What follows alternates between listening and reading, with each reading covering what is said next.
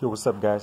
Just got this razor and I bought it used, so I have to replace this switch because the switch that came with it was broken. I went to O'Reilly's. I got a 12 volt.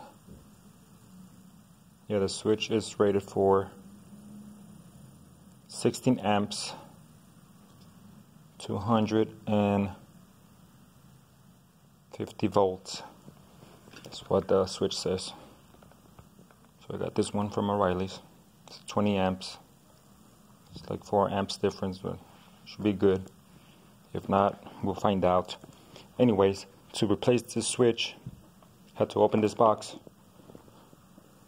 It has Phillips screw heads here, one there, and 4 on the back, and it has 2 of this L tools there. They are shaped. Okay, anyways, make sure you take off the fuse.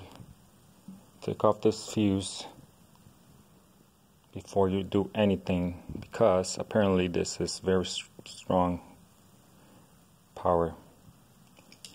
So I made a mistake and I put the power supply on this side and I put the load cable in the middle.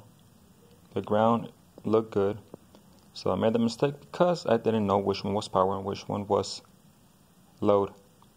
So when I put the fuse in, when I put in the fuse back, it kind of burned it a little bit, but it didn't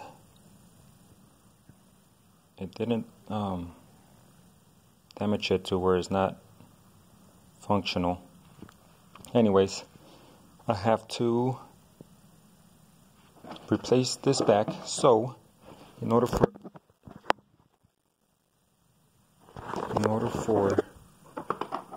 the switch to go back in the little in that hole, I have to take it off again and put it from the outside. So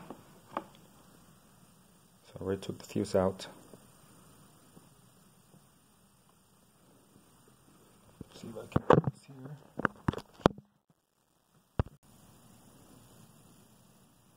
There we go.